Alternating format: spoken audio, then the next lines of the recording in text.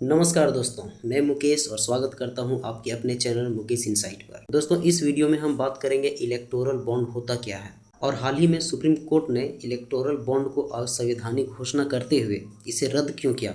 इन सब चीज़ों के बारे में हम जानेंगे इस वीडियो में। साथियों, स्क्रीन पर जो आप देख रहे हैं इलेक्टोरल बॉन्ड कुछ ऐसा दिखता है। दोस्तों, भारत सरकार ने इलेक्टोरल बॉन्ड योजना की घोषणा 2017 में की थी और सरकार ने 19 जनवरी 2018 को इलेक्टोरल बॉन्ड को कानूनन लागू कर दिया था। साथियों, अब इस इलेक्टोरल बॉन्ड को लाने का क्या उद्देश्य है ये जानेंगे। दोस्तों, जैसे कि आप जानते होंगे कि हमारा भारत देश दुनिया का सबसे बड़ा लोकतांत्रिक देश है और यहाँ पर कांग्रेस, बीजेपी जैसे अनेक राजनीतिक पार्टियां हैं और देश में चुनाव के समय इन राजनीतिक पार्टियों द्वारा कई तरह के खर्च होते हैं। जैसे चुनाव के प्रचार प्रसार में खर्च होते हैं और एक जगह से दूसरी जगह में गाड़ियों में खर्च होते हैं। इसके अलावा बड़े बड़े बैनर पोस्टर लगाने में खर्च होते हैं। कई तरह का जो रैली निकालते हैं उसमें पैसे खर्च होते हैं। दोस्तों, कभी कभी राजनीतिक पार्टियां जो है वो वोटर्स को दारू और मुर्गा खिलाकर वोट लेती है, तो इन सब में भी खर्च होते हैं।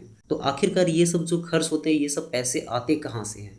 तो देश में जो बड़े बड़े उद्योगपति है, पूंजीपति है, बिजनेसमैन है, उन लोग अपनी अपनी पसंदीदा पार्टी को चंदा देते हैं।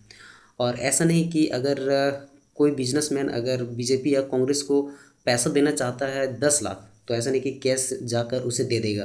तो पार्टी में चंदा ऐसे नहीं दिया जाता है। पार्टी में इलेक्टोरल बॉन्ड के माध्यम से चंदा दिया जाता है। जैसे मैं मुकेश कुमार अगर बीजेपी को 10 लाख रुपये चंदा देना है, तो इसके लिए एसबीआई के कुछ शाखा है, कुछ ब्रांचेस है जहाँ पर इलेक्टोरल बॉन्ड खरीदा जाता है।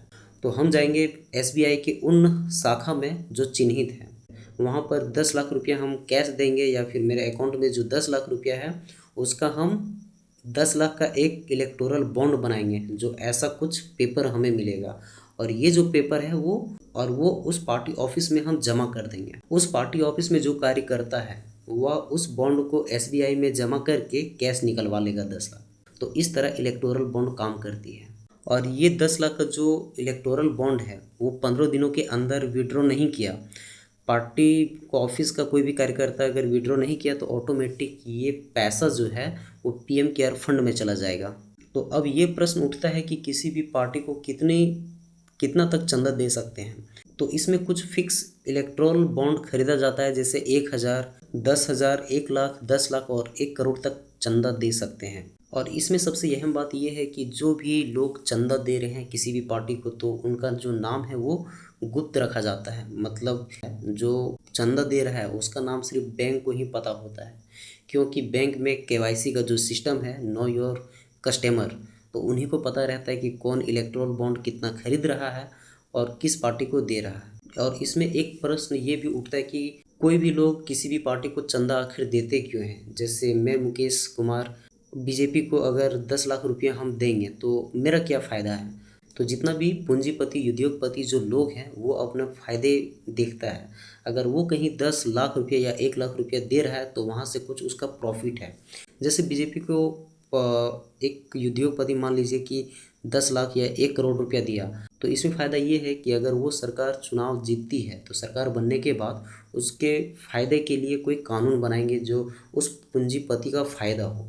और दूसरी बात यह है कि हाल ही में इस इलेक्टोरल बॉन्ड को सुप्रीम कोर्ट ने असंवैधानिक घोषणा कर दिया है और रद्द कर दिया है इसे।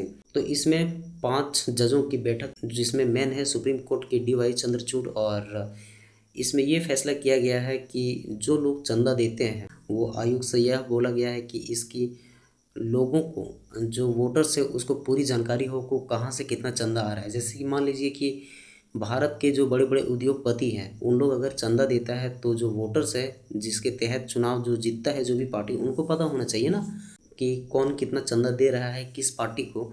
तो इसमें ये भी होता है कि जो पड़ोसी देश है जैसे चाइना है, इन लोग अगर भारत में इलेक्टोरल बॉन्ड के माध्यम से किसी पार्टी को अगर चंदा दे, तो कहीं ना कहीं आने वाले टाइम में और यहाँ की जो सरकार है वो चाइना के हित के लिए कोई कानून बना दे, तो ये भी एक समस्या है।